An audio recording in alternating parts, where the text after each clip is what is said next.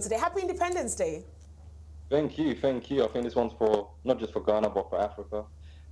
Given that it was the first country within Africa to, receive independence, I think we need to think more united rather than look independently, and that's where our growth will come. So, yeah, thank you. Well, how proud are you really of Ghana turning 61 today? I mean, it's not just about being the first sub-Saharan African country to gain independence. Are you really proud, of where Ghana is today, 61 years after?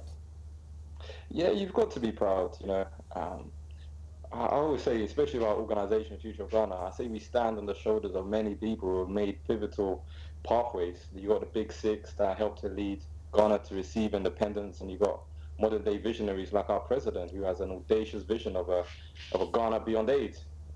But change is a process, not a moment. So yeah, it's good that he's even come out with that statement. Well, I have Andrew Ali here with me as well. Andrew?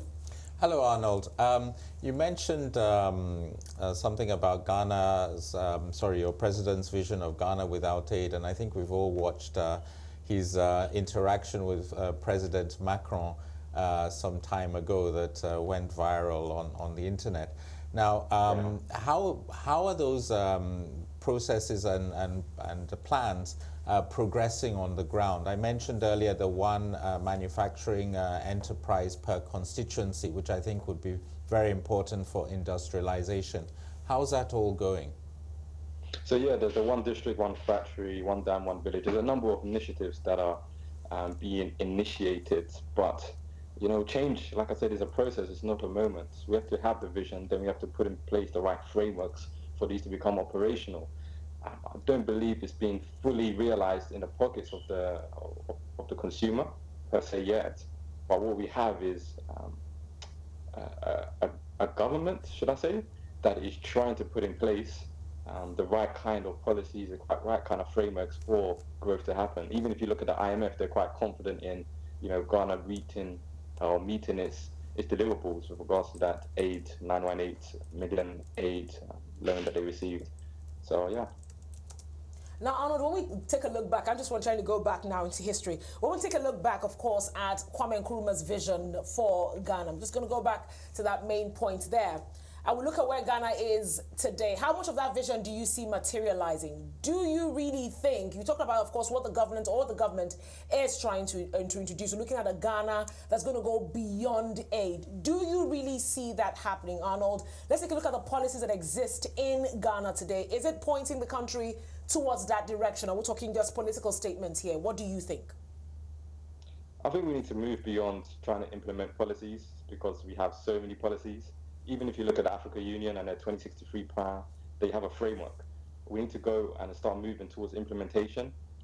I think as a people, we need to start being, well, the government provides the enabling environment, right? And it's not always successful. But I think as a people, we need to be more, proactive in that. And can we reach it? Yes. Like, some reports say 2 billion, some say 4.2 billion is remitted by the diaspora back to Ghana.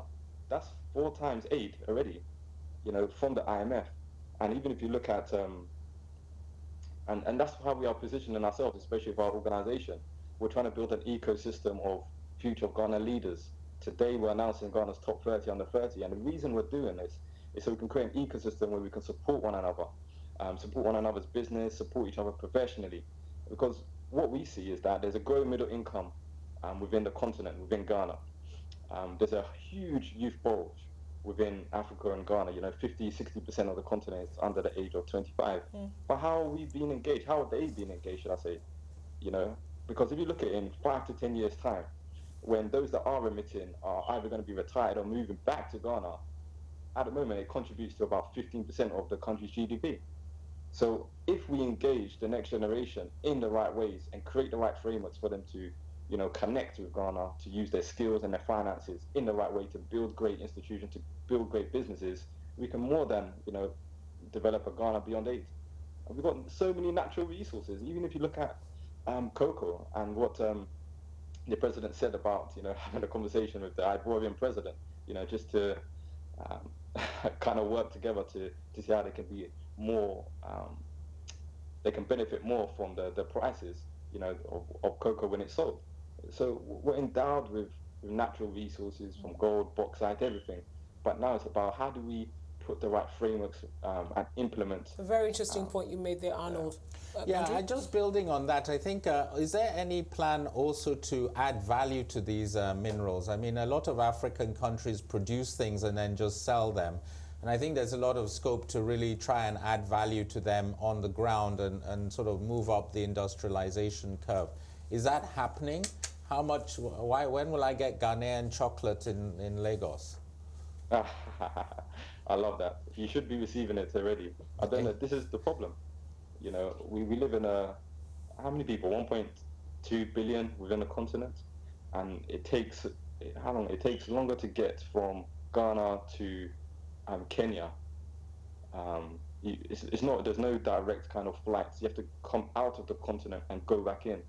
So there's a lot of issues that we have, but I think what we need to be looking at is the solutions and becoming more solution orientated and seeing how we can innovatively, you know, make these processes more lucid. And Ghana chocolate is produced in Ghana. There's this, even the president last year was endorsing one of Ghana's, you know, poster childs that is producing chocolate. You know, these things take time, but we have to look at the opportunities and how we as individuals and as consortiums can work together to contribute to national development. Interesting. Thank you so much, Arnold.